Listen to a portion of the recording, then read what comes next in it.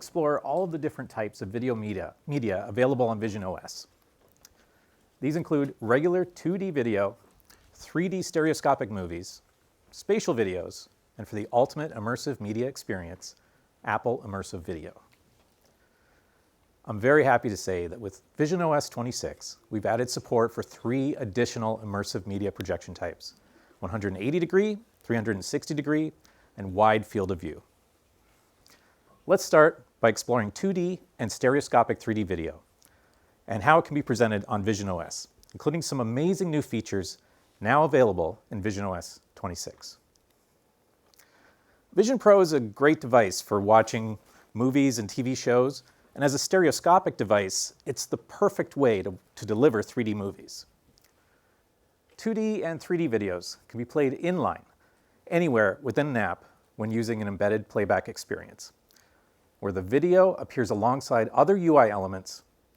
Here's an example of an inline video playing in freeform as part of a board full of content. Note that if you embed a 3D video inline, it gracefully falls back to playing in 2D.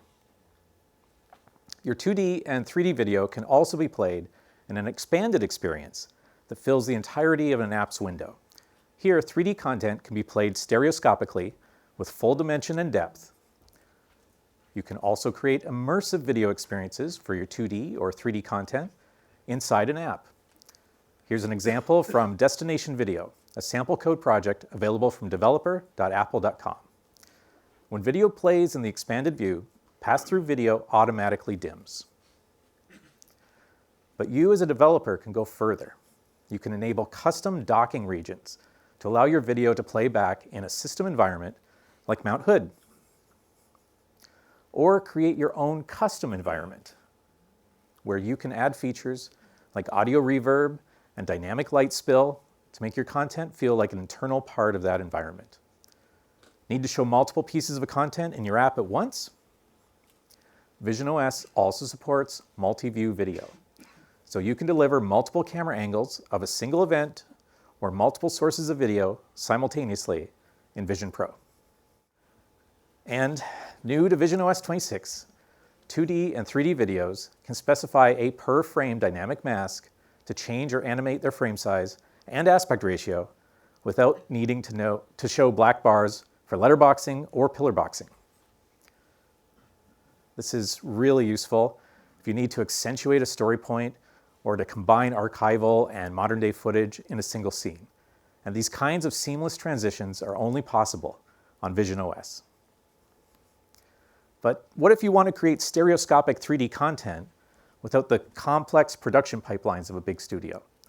Well, in visionOS 1, we introduced a new kind of stereo media known as spatial video.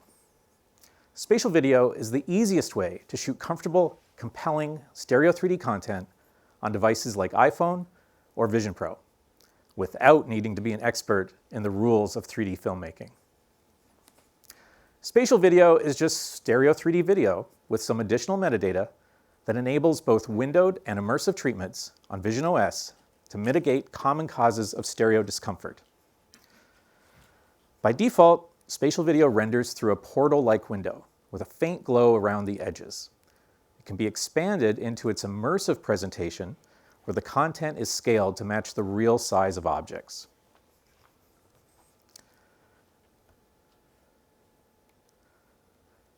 The edge of the frame just disappears and the content blends seamlessly into the environment around you. And if you have a media app designed for multiple Apple platforms, spatial videos automatically fall back to a 2D presentation. This enables you to deliver spatial content for Vision Pro while also providing great 2D content for people on other platforms.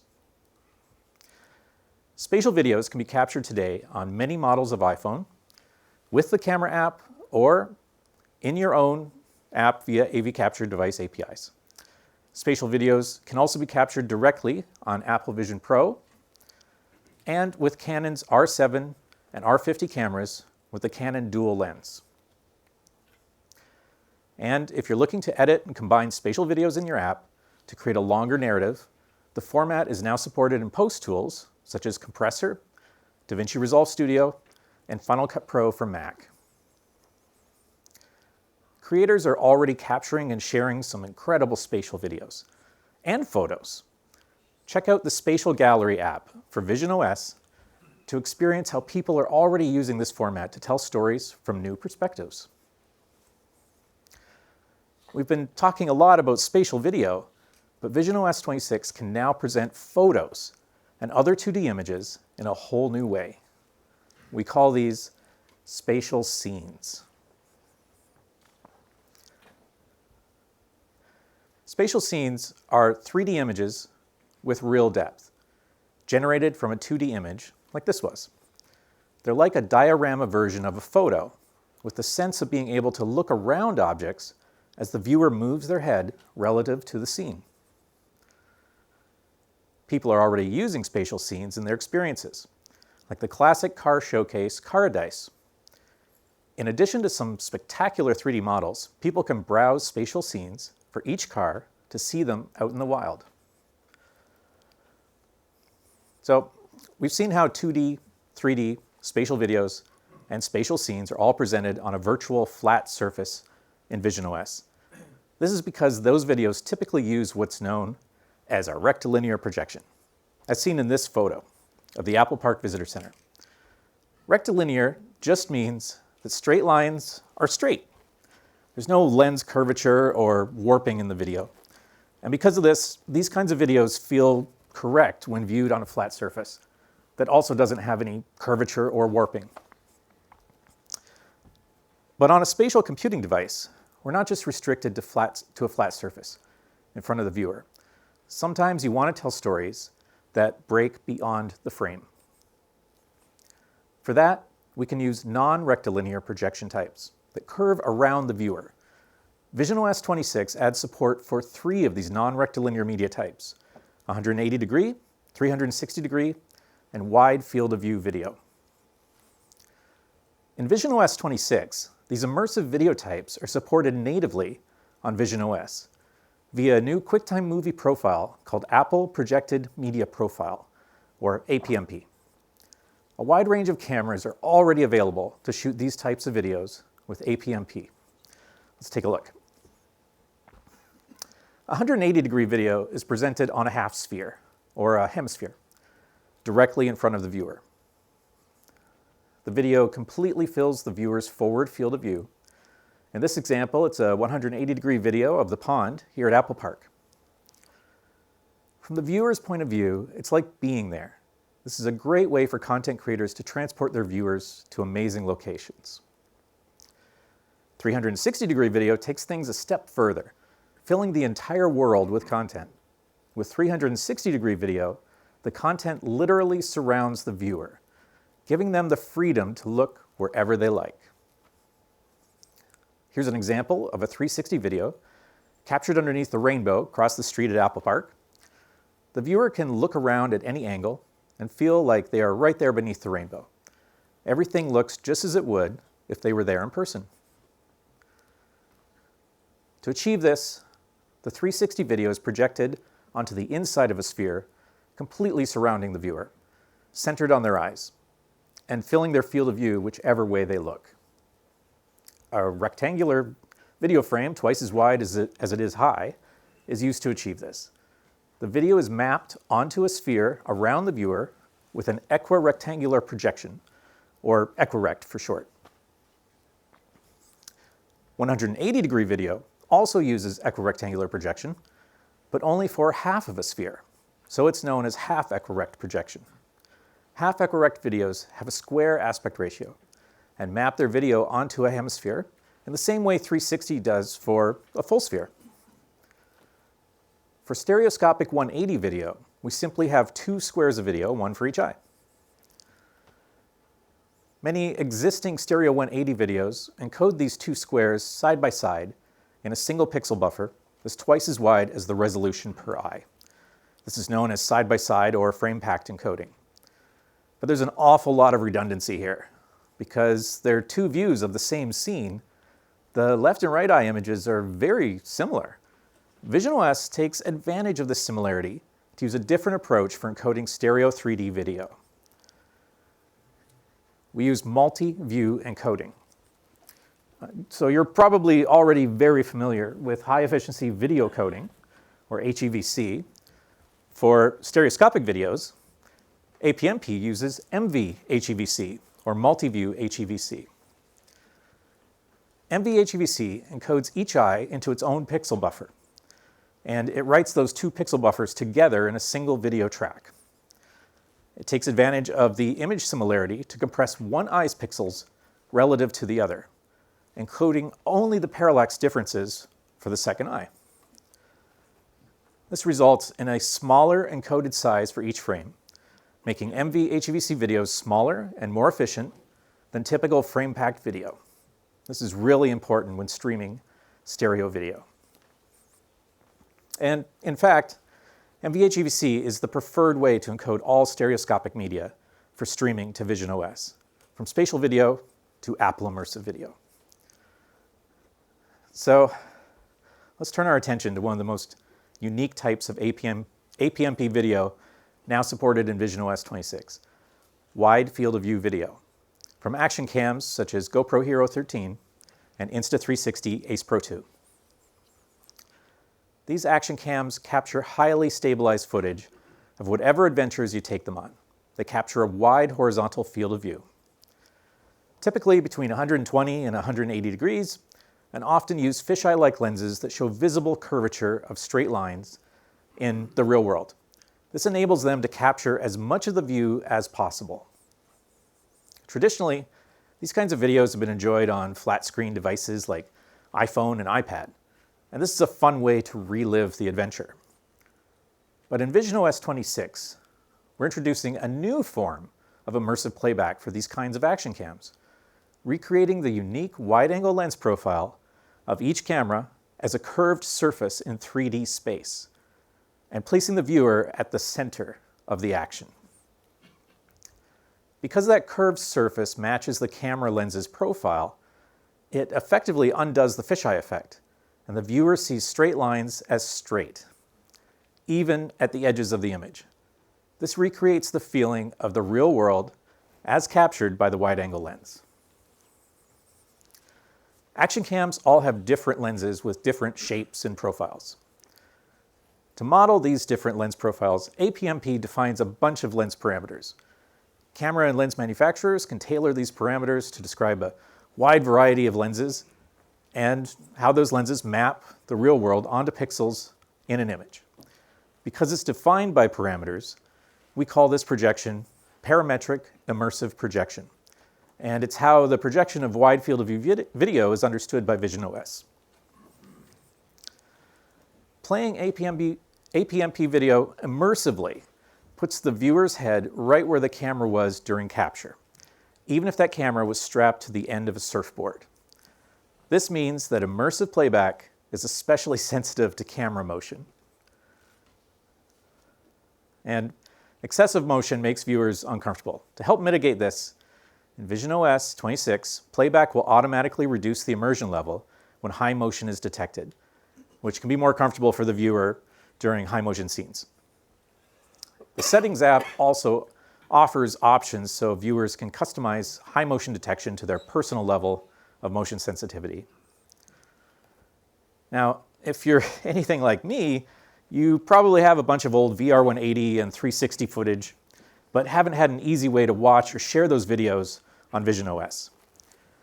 So to make converting your 180 and 360 videos from the past a little easier, we've also updated the AV Convert command line tool in macOS 26 to convert legacy 180 and 360 content to APMP. And if you're not comfortable using the command line, we've also added new presets to the AV Convert functionality in Finder on macOS, which allows you to simply use the contextual menu on most legacy stereo 180 or 360 videos, and then choose one of the new MV-HEVC presets.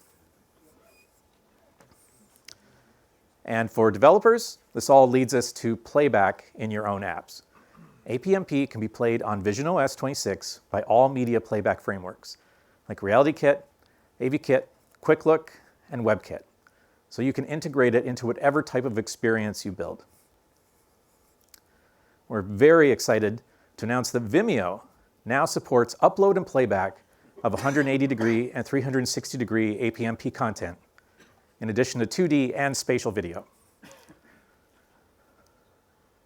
So even if you don't have an app of your own yet, you can share your APMP videos to audiences across all platforms. So that's Apple Projected Media Profile. Now, for the ultimate experience, there's Apple Immersive Video, which we're making available to developers and content creators for the first time this year. Here's an example from the Apple TV series Wildlife, which transports viewers to meet the elephants at Kenya's Sheldrick Wildlife Trust. This scene would be almost impossible to experience in reality, but with Apple Immersive Video, it feels like you're truly there. Companies like Canal+, Red Bull, CNN, the BBC, and Rogue Labs are currently creating Apple Immersive content with Canal+'s MotoGP Tour de Force already available to experience through the TV app. And we're also very excited to be partnering with Spectrum to stream a selection of live LA Lakers regional games early next year in Apple Immersive via the Spectrum Sportsnet app. This is Apple's very first live Apple Immersive experience, and we can't wait for Vision Pro owners to feel the intensity of a live NBA game as if they were courtside. As a creator, this is the perfect time to explore making content with Apple Immersive Video, because you now have an end-to-end pipeline to help you create, edit, mix, and distribute this content. You can capture Apple Immersive Video using Blackmagic Design's Ursa Cine Immersive Camera. Then do your editing, VFX, spatial audio mix, and color correction on the Mac in DaVinci Resolve Studio. You can preview and validate using the new Apple Immersive Video Utility app, available on the App Store for both macOS and visionOS. And then if you're preparing your content for streaming, you can create segments in the upcoming version of Apple's Compressor app for distribution via HTTP live streaming, or HLS. Many other companies are already working on support for the Apple Immersive workflow, and this includes ColorFront for dailies and mastering, and Spatial Gen for encoding and distribution. And we're incredibly excited to announce that Vimeo plans to support hosting Apple Immersive Video content. For developers of pro apps or anyone who wants to create their own tools to work with Apple Immersive Video, there's a framework in macOS and visionOS 26 called Immersive Media Support that lets you read, write, and stream Apple Immersive content. And there's a code sample called Authoring Apple Immersive Video to get you started. Apple Immersive Video can be played on visionOS 26 by all of our media playback frameworks, like RealityKit, AVKit, QuickLook, and WebKit, with support for HLS streaming. But at this point, you might be asking, what makes Apple Immersive Video so special? Well, several of you may have already started shooting with the new Blackmagic Ursa Cine Immersive camera from Blackmagic Design. If not, those of you here in person will be able to check out the camera later this afternoon during our hands-on sessions. The specs for the Ursa Cine Immersive camera are astounding.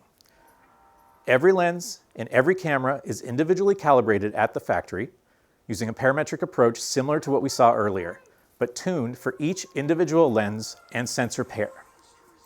The Ursa Cine Immersive captures stereo video with 8160 by 7200 pixels per eye. That's 118 megapixels total at 90 frames a second. That's over 10 billion pixels per second.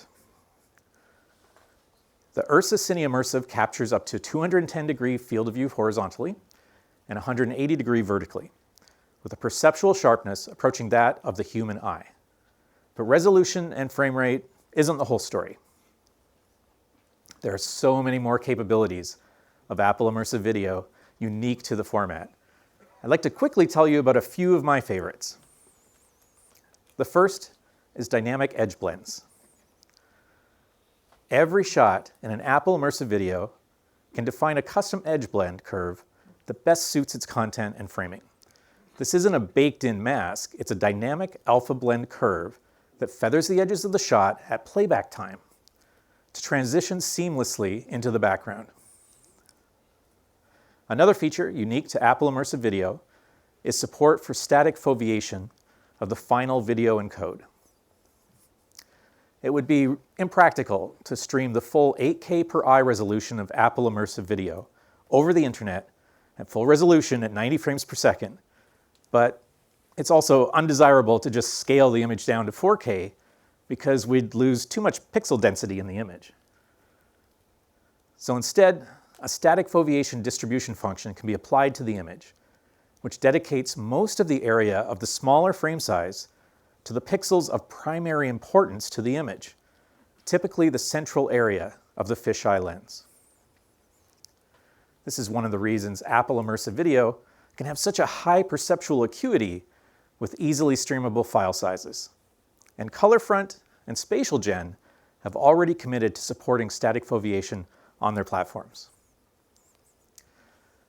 So we've spoken a lot about video, but let's not forget audio. Apple Immersive Video offers such a rich storytelling opportunity that we needed an all-new audio experience to match. The Apple Spatial Audio Format, or ASAF, along with a new codec, the Apple Positional Audio Codec, also known as APAC. We've been using ASAF on all of our Apple Immersive productions, and you'll hear more about it from Dr. Deep Sen tomorrow, as well as how you can create your own immersive sound mixes using Fairlight, DaVinci Resolve Studio, and with Apple's brand new and free AAX plugin for Pro Tools. It's called the ASAF Production Suite, and it's now available for download on developer.apple.com. I sadly don't have time to cover all of the other incredible capabilities in Apple Immersive Video, so I encourage you to check out some of the many sessions scheduled over the next 2 days to dive in deep. There really is so much you can create for this platform. 2D and 3D video, spatial video, photos and spatial scenes, 180 degree, 360 degree, APMP video, wide field of view APMP video, and Apple Immersive Video. But that's just the beginning. Your media experiences really shine when you pair them in apps with Apple frameworks. Like sharing your immersive video experiences with people so viewers can react in real time with each other, even if they're FaceTiming in from the other side of the world. To tell you more about how you can take advantage of visionOS frameworks, I'd like to welcome Adarsh to the stage.